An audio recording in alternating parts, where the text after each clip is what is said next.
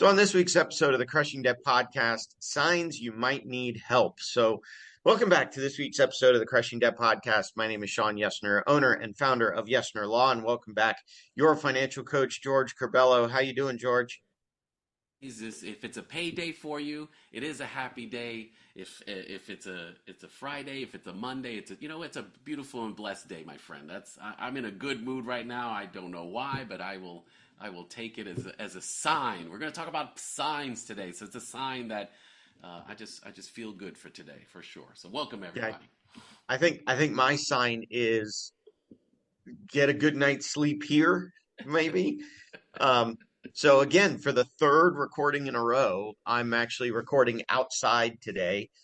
Except yesterday I got back into town around 4 o'clock in the afternoon. So I'm recording from home this morning.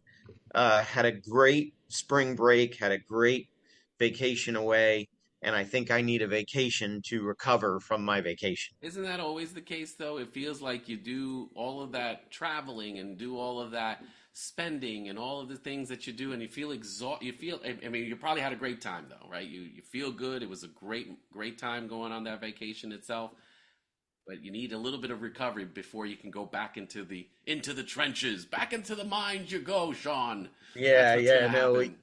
we did have a great time and a little vacation hack that you and I talked about Hmm. prior to recording. I did tell a little white lie. So anybody who emailed me while I was away on vacation, I think my out of office was scheduled to say that I'm going to be back on Monday, where I really came back on Thursday night. And so that gives me Friday, Saturday, Sunday to kind of recover and get caught up and kind of get a running start back into my work week. So a little vacation hack. I set my out of office to tell people I'm going to be back the day after I'm going to be back so that I still have a little bit of time to get a running head start and get caught up a little bit. So I uh, love the idea. Never thought of it that way, but I think whether you're small business owner or corporate person, I think it's a fantastic idea because what is one thing that most of us always complain about when it comes to that first day? We're inundated and we're just like trying to catch up itself. So it's like if you give yourself that one day to go, still out, I'm working, but not available, gives yourself enough time to be able to catch up. I love dude. You broke the internet. That's it. It's done. It's just amazing done. the little So things and thank nuggets you, that you thank you for provide. listening to this week's episode. We'll catch you next week. No, You're gonna do the constanza there. I love it. It's when you drop the mic and you leave. Let's go. so here's an unrelated question for you. Do you post on Facebook while you're out of town For business or for just hanging out and for pleasure. for for personal? So I never liked posting like while we're on vacation to post, here's Right. pictures from day one, here's pictures from day two, here's pictures because I don't want people to see on Facebook that I'm not in town and my house is Well, empty. that But there's some. They've always, there's always that concern about like where you're not homes that leaves your house, kind of vulnerable from that standpoint. I'm assuming you invest in a good alarm system though, so at least you have some indication of that yeah, something's. I do have an alarm system. So yeah, so I mean everything is protect and I did this spring break, this vacation. I did post while we were out, here's pictures from day one, here's pictures from day two, and we got back and the house is fine. I mean, my neighbors knew I was out, so I had people kind of watching the house, but yeah, we have an alarm system, so all's good. But Yeah, I I mean, once I know my wife does, there's no stopping her. She will take pictures. She will like, we are awesome. We're living the life. We're enjoying the family thing. So definitely, she does a lot. And again, it's always funny where you're in the middle of like, so many pictures. All right, we just live the moment, enjoy the moment. Then in the future, you always get those memories. Facebook always like, hey, remember 5 years ago when this? You always appreciate those kind of moments later because as much as you remember and you think you remember, the pictures do provide you there's let me take you back to that moment that was happening at that. So So yeah, but I can't stop my wife, so that's not gonna. She's gonna do it. So it's all True. good. It's all good. So while we were on vacation, while we were driving around, I had my fair share of signs, exit signs, rest area signs, restaurant signs, speed limit signs, Slow which were down. speed limit signs are actually kind of a suggestion, not a true. I don't think that that's quite the case, but sure. We are not a criminal law podcast. I will say that. We are not, we cannot help you get out of a speeding ticket. That's And correct. drive safe, We'll everybody. give We you are the joking. money needed to pay set, speeding ticket, but no, we can't get you out of that. That's for sure. So, so what are we talking about today? I mean, I think a lot of times when we're talking about, I mean, just to kind of let the listeners know, Financial Literacy Month is the month of April, and we're kind of preparing folks in regards to understanding how to better educate yourself around finances, personal finances, and the things that you need to do from that standpoint. One of the things is understanding what are some of the warning signs that you need help. A lot of us, we go to YouTube, we go to TikTok. There's so much information. There's so much out there, and we try to do things on our own, right? But when is it that you need to go and go beyond the research and lessons itself, where you can go and actually get the support that's needed? And there's two, obviously, we have on this call that in this podcast, you got your bankruptcy lawyer in regards to the support standpoint there, and you have a financial coach. For us, we can discuss us. Like, what would be the signs? What would be the things that would trigger? Like, you know what? Let me have the conversation. Let's start the conversation with this. But then there's other support. If I need to go to my financial advisor, if I need to go to my tax person, but there's usually common signs that tell you I need to do more than just look at TikTok all day.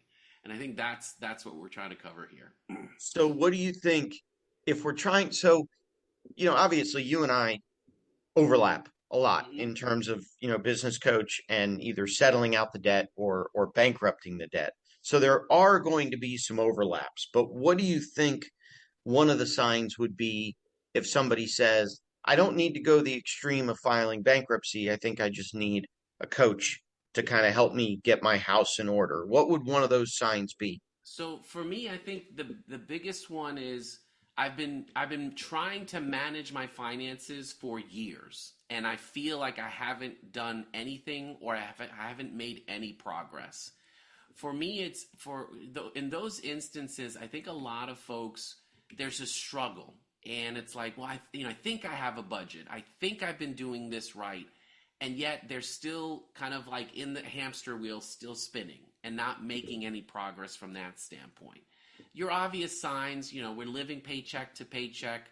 The obvious signs of stress or things like that could be. But for me, it's more of like you've been trying to do something for many years, and yet you're still in the same place.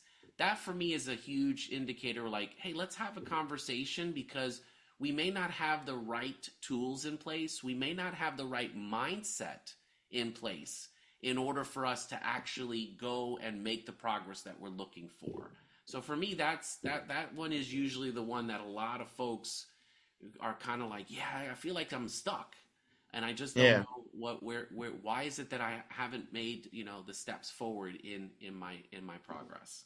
And I feel like where that may cross the line to my realm is not only am I not making progress, but that total debt number is going up. Yes. So not only I'm not even able to maintain it. I'm not even able to make a small dent in it. It was $15,000 last month and it's $17,000 this month. Yep. That's where it might cross from your realm into mine. But it's the same kind of concept is, look at what somebody is spending on interest alone. And if you could eliminate that interest portion of the payment, would you be able to save money or would you be able to at least break even on your finances? That's where it might cross from your world into mine. And I would say where it crosses as well, and you hit some good points, but I'm thinking like if a person is not opening their statements, opening their bills, if there's phone calls that you are looking to avoid because, maybe we're in past due for some payments, but I think it's more of in collections. If we're at the point where it's collections, is that another, are those other signs as well, Shawn, to kind of like, okay, yes, we can have that conversation from a coaching standpoint, but it could be more of like, hey, we might be to the point where let's have a conversation with Shawn. Is that also something that may come up too? Yeah, I think that definitely the ostrich, burying your head in the sand, Yeah. getting too many phone calls, avoiding phone calls. Definitely, if you get served with a lawsuit, that would be a time to contact me. Or if the phone calls are becoming overwhelming, where you're afraid to answer your phone, you're afraid to open your bills, you're afraid of, I got a letter from the bank, but is this a, hey, here's your invoice letter, or is this a, we want money from you letter? Which one of those is it? And I think, there's no harm in opening the bill. And what I would say is, even for your world or for my world, to be organized about it. So take all the bills that you're getting from one creditor and keep them together. Take all the correspondence you're receiving from another creditor. I think one way that you can overwhelm yourself is by making a huge stack of all the correspondence that you're getting, where it's from, here's one from Bank of America, and then right Yeah. on top is one from Discover, and then right on top is one from Chase, and then right on top is one from the medical bill, and then right on top. In other words, organize them, and then maybe you can see, okay, well, this one that I got from the medical bill is only $300. Let me see if I can knock that one out and Right. stop that one from coming, and that stops the papers from piling up. No, I like that as well. I think some of the things you kind of stepped upon. I'm trying to say something, and it's like my Touched Friday brain upon. touch upon. Thank you. Um, is the other thing too is like using credit cards for necessity. So again, the other thing too is the collection calls. Is the debt going up? You had mentioned as well. The other thing too is like, are we using the credit cards not for out of necessity, because again we're not making enough money? That's another conversation too that comes to, like, again, from a coach standpoint, are we making enough income, or we just have too many expenses that we haven't dialed back? Are we living the lifestyle that we want, and yet we are, our income is saying here's the lifestyle that you can have? And I think that's another thing that's a kind of, for me, is a warning sign as well. Once again, how bad it is, that's where it's going to be the big difference from that standpoint. The other thing too, we talk about use of credit cards, but again, not having the emergency fund, the emergency savings, things in place. That's also, for me, is another big sign where it's like, once again, if one paycheck doesn't show up, we're in crisis mode. And I think that, again, it just kind of puts us into those. Those are, for me, are the warning signs. It says, are you good with that? And if you're not, what can we do to kind of get out of that situation? And that's something to think about there. Yeah, and I think there's a difference between, like you said, using cards for necessities could be okay if you're able to pay off the card every month Good and point. you're using the card for points. Then I think it's okay. But if you're using the card for necessities because you don't have the money in your bank account to pay for those necessities, that's a problem. That's a problem where you might need to go to George, Hmm. or to myself. I think keeping up with the Joneses, I think, is totally in your camp, because Yes. that's a mindset issue. That's a, if I have to buy the expensive car because my neighbor has the expensive car, that's a mindset issue. You don't necessarily need a bankruptcy for that. True. But, definitely, if you don't have the emergency funds saved up and then the emergency happens, I need new tires. I just paid 1,200 bucks to fix my master bathroom shower. If you don't have that money saved up and the emergency happens and you have to put it on a card and then you can't afford the card, that may be a time where you need me over George. Yeah, I would Um, agree. I think for my world, if you start bouncing a lot of checks, and I think the challenge with a bounce check, it's funny. I saw a meme because of course everything on the internet is true. Um, Banks, if you think about what a bounce check or an insufficient funds, an NSF charge is, it's the bank charging you money because you didn't have enough money. Right. Yeah. So, but if you're getting a lot of those NSF, not only is that saying your cash flow is bad, not only is that saying that you don't have enough money in your account, but again, it's what is an NSF charge now? 35 bucks, 40 bucks? I think it's like 35.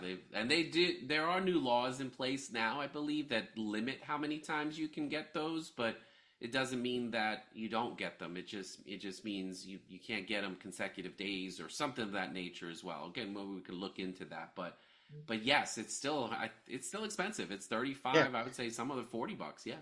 Well, and if you think about it, if you have one NSF charge per month, and let's say it's 35 bucks, and let's say you average one a month, that's what, after 10 months, that'd be $350, 70, that's $420 a year on insufficient funds. You could have an extra $420 if you just avoid the insufficient funds charge or Right. the NSF charge. Totally agree. Totally agree. Again, it's the little things, and when we start to see it on the bigger picture, that's where once again we seem to limit ourselves in regards to the bigger problem. We just right now we're only focused on what's in front of us, and we don't realize like that 35 plus another 35 plus, and then months again, and the month again.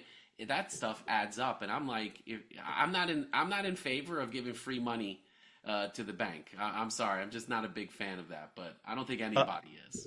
of all Um, the organizations out there that need money, I think banks are at the bottom of that list. I would agree with that as well.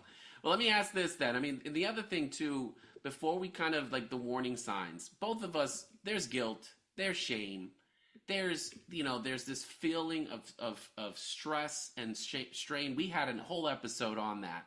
That still plays into both our realms as well. A lot of folks who come to us from that support standpoint, they're feeling that stress. Again, whether they feel it if they're in crisis mode already, or if they're feeling it because they just feel frustrated in regards to the current situation, what they're doing, they're both coming to us with that those kind of emotions. And I think for us, we're obviously helping them to really understand what's the source, and again, what options they would have to be able to alleviate some of those emotions. Can never get rid of them. At No. least not, that's, we don't do that. We give you the tools and maybe the support needed to be able to help yourself.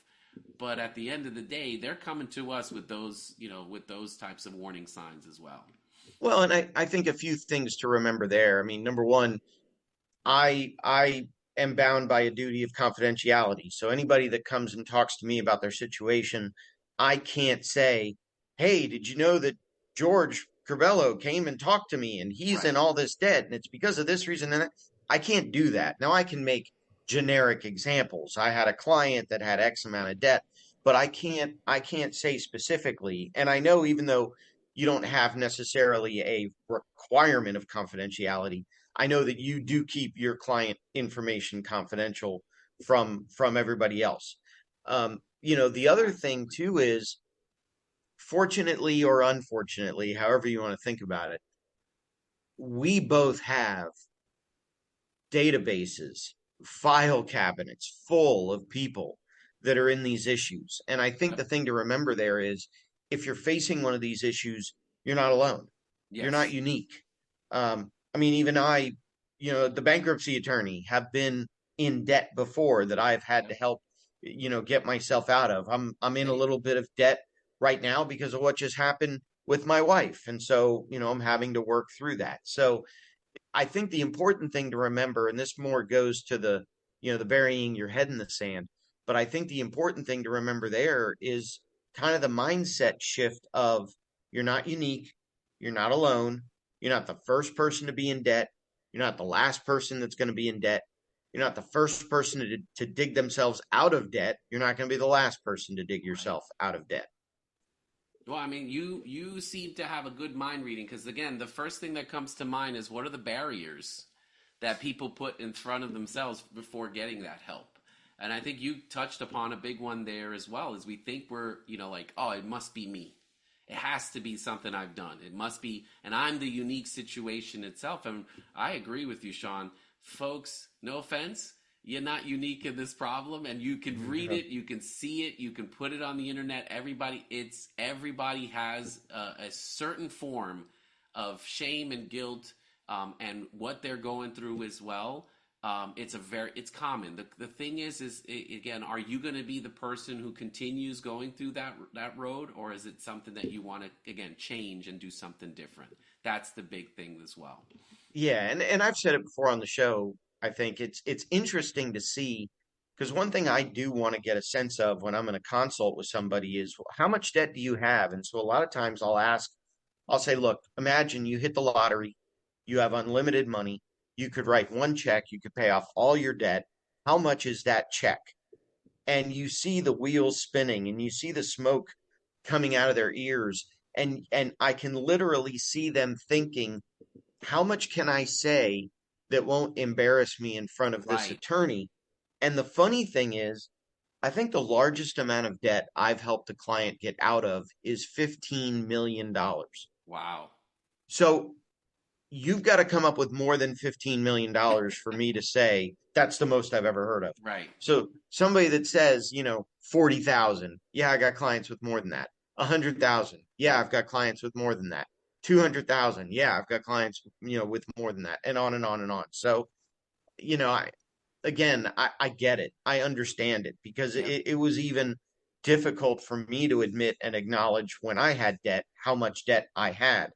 But at the same time, it's a process and you work through it and just know that you're not alone Well, I doing mean, it. think of it like this too, Shawn. I think most people they're like this. They come to us and they're or coming for that support, and they're like, there's still this fear of judgment. Like we're gonna criticize them or we're gonna judge them for their situation. And what we're trying to convey here, guys, is it's all good. Like it's your situation. We're just here to provide the support, but we understand that there's this fear that because maybe we see it on the internet, maybe we see it from family members, and there's this guilt that might be tied to it. But we're in the business of like, hey, no guilt, no shame. Why? Because we've done it.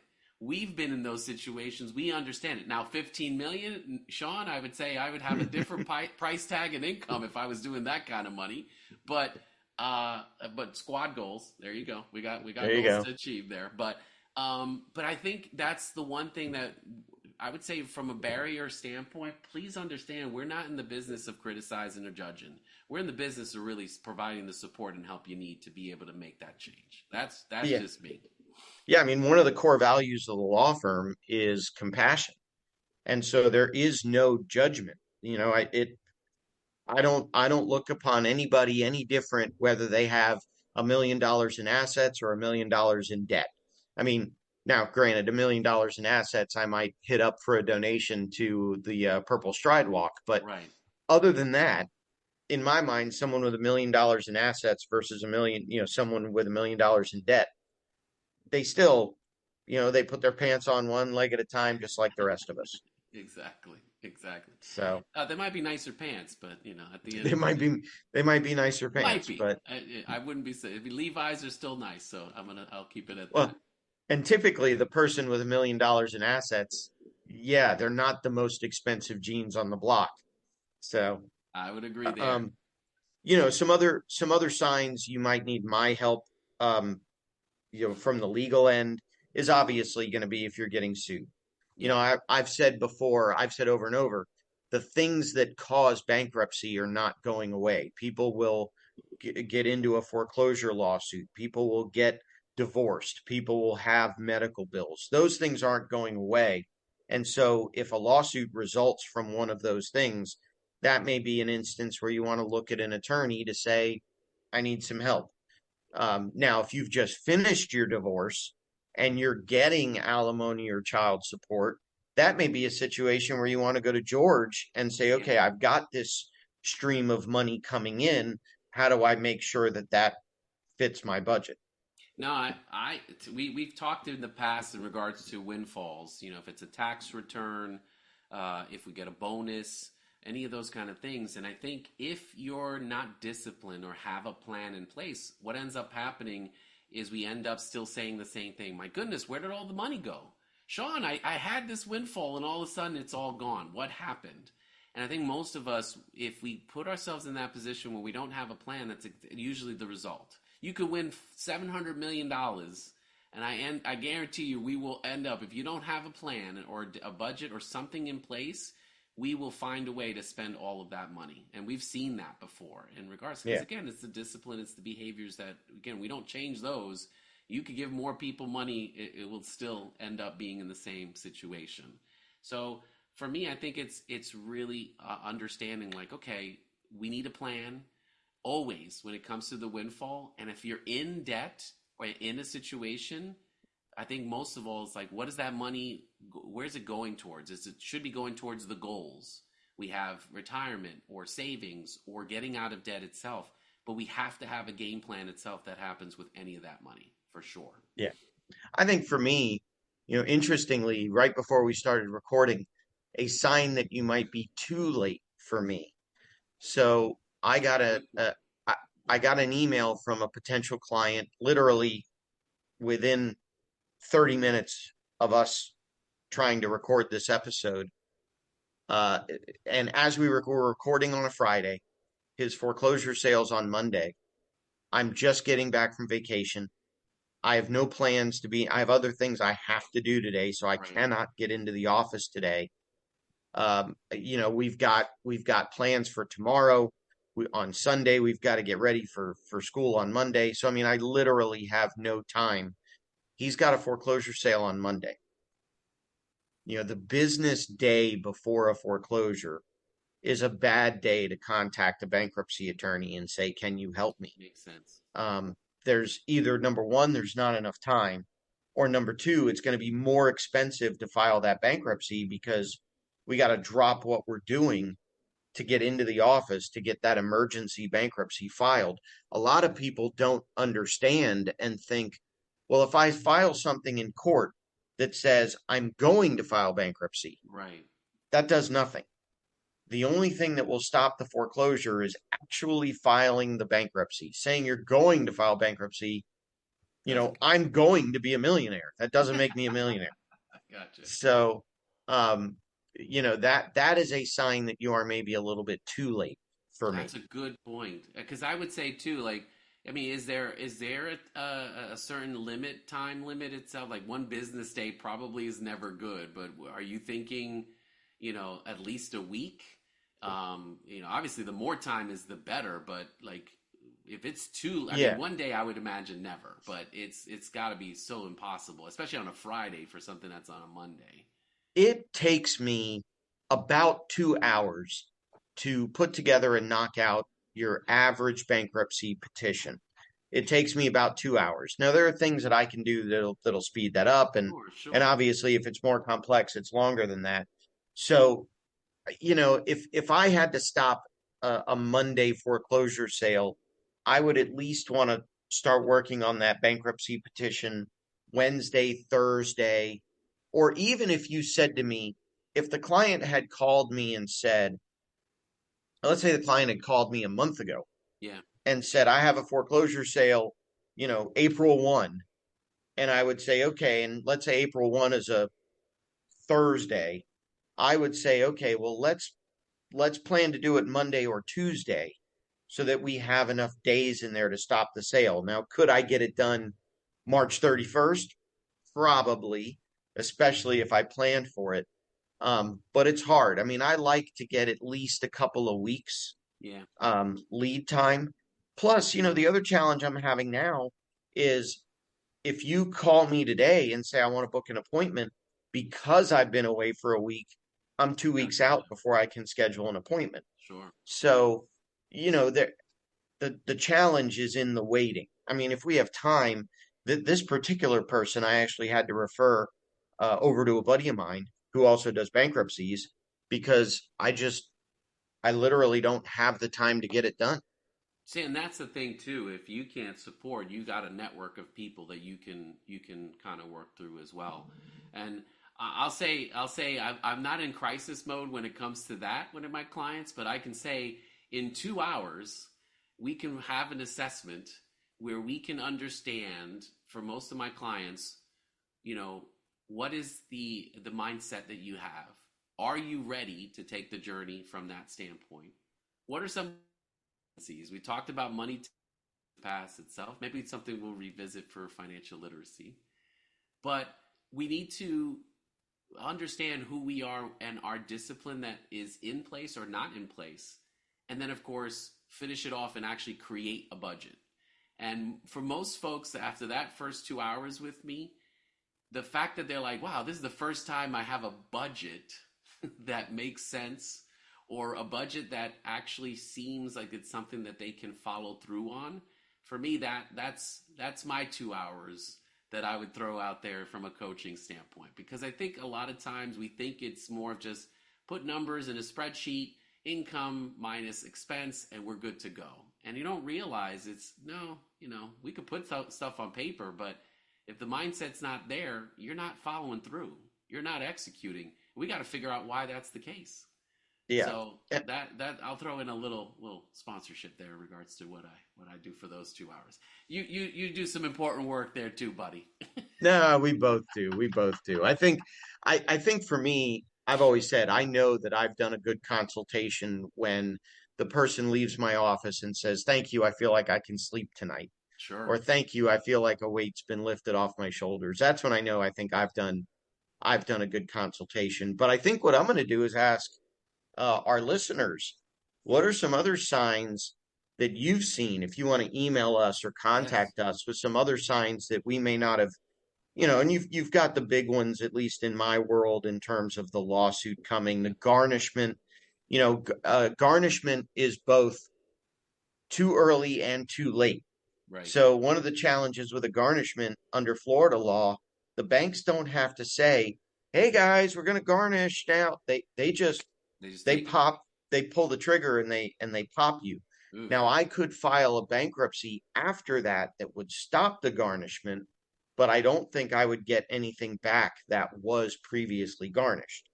And again, timing's gonna be there. Timing is gonna play into that there as well. But I think I think a good question to ask our listeners is, what other signs have you seen for either me or for George? Yeah, I would agree. I appreciate again feedback wise. I'd imagine we might get some creative ones out there as well. But yeah, definitely interested to hear what our listeners have to say. That's for sure.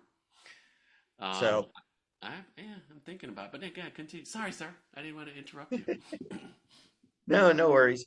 I was gonna say, I mean, I think a little bit of a shorter episode, but I think we've covered everything we want to cover. So I will talk very quickly about our sponsor, our friend Sam Cohen. He owns Attorneys First Insurance. He writes errors and omissions insurance malpractice coverage, basically, for attorneys and title companies all over the country. So if you have any questions, you can contact Sam at attorneysfirst.com. You can also find him on the internet. You can also call him. He has challenged our listeners that he will always pick up on the first ring. So go ahead and call him and see if he meets that challenge. I know anytime I call him, he always answers on the first ring. Also want to give a plug to our Patreon page, patreon.com/crush and get. Any money we make from Patreon goes back into the show to make it better for you all, our listeners. And then the only other thing is the Pan Can Purple Stride Walk to honor my wife Melanie and her battle with pancreatic cancer, to help other families get a little bit of hope, a little bit of education, a little bit of prevention as to pancreatic cancer. I will say, um, as of this recording, I made a personal goal of raising $5,000 towards PanCan. I am at $4,800 and change. I'm about $150 from my goal. And if I'm reading the leaderboard right, that puts me number 3 in the country as an individual fundraiser for Nice. PanCan. So I'm actually kind of proud of that. The team goal is 10,000, and we're at about 7,000 as a team. So we still got a little ways to go to meet our team goal. But I should break my personal goal here. At least by the time you're listening to this recording, hopefully I will have beaten my personal goal. So I appreciate all the support that me and my family have received towards the pancreatic cancer fundraising walk. So anything I'm missing, George? No, man, fantastic, fantastic work that you've been doing, obviously, and contributing, giving back to a community that obviously is looking for that support. And again, always in the prayers on for you and just keeping you strong, because I'd imagine you're still going through for you and the boys. So definitely always thinking of you. Yeah, I appreciate it. We've got our moments, but I think overall we're doing okay. Vacation was a good thing. Yep. So um, anyway, I think with that, we can wrap up this week's episode. Signs that you might need my help, signs that you might need George's help, and signs that we can help you have more money at the end of the month rather than month at the end of the money. And we will talk to you in next week's episode.